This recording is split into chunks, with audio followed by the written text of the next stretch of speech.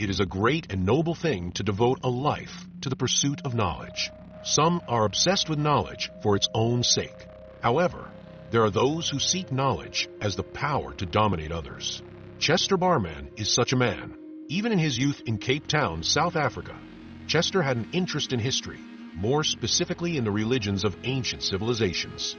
He was fascinated by the various interconnected beliefs of people across the globe stretching as far back as the written word, hieroglyphs, or even cave paintings allowed. It was only as his studies matured that he realized he was at the beginning of the true path to power. A path defined by a single word, Chronozon. Chronozon is the dweller in the abyss. The demon of time and chaos was said to be the last great obstacle between the adept and enlightenment. Barreman knew in that moment that he couldn't just know more about Chronozon. He had to know everything. The young scholar's obsession with this powerful demon became all-encompassing, and acts that would have been abhorrent to him only months earlier were now acceptable in his journey down the path. At the Spoil, a vast Promethean complex in Nigeria, Barreman traded for a flask of RJ, 1027, another worldly material he was certain was vital to take the next step. It was the subsequent near-death experience from inhaling the vapors that allowed him to open the third eye of his mind to connect with the abyss. The subsequent sacrifice of his sanity was so subtle that Chester was not even aware that he had crossed the line. It became the norm for him to barely recognize his own reflection, instead seeing Chronozon staring back through dark, soulless eyes. As Chronozon's mark settled on him, Barreman became more strong-willed and charismatic than ever before.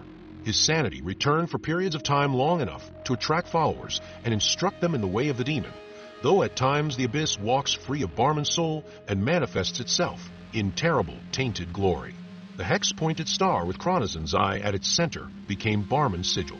Barreman entered prolonged meditations where he entered a dreamlike state. In this, he claimed he could connect with figures of great power, from far eastern emperors to nobles in the court of Queen Victoria, and even minds utterly alien in form. All were linked to Chronozon, led by Barreman's protege, Lydia Heron. The followers of the path wear masks bearing this hex-pointed symbol of the abyss, all the better to purge their own identity. Barreman has taught them that Chronozon's function is to destroy the ego, which allows the adept to move beyond the abyss of occult cosmology. John Talbot and his wife Elizabeth have proven to be devout followers to the path. Willing to make the ultimate sacrifice, the couple have shed blood many times in the name of Chronozon. At these times, the power of the demon quickens their hearts and gives them a vitality that makes the world seem gray and lifeless in its absence. The Talbots are not alone in their devotion. Carol Green and Carl Malik have also taken the abyssal rites and serve Barreman and the path. Most recently inducted are the siblings Edward and Jane Carter.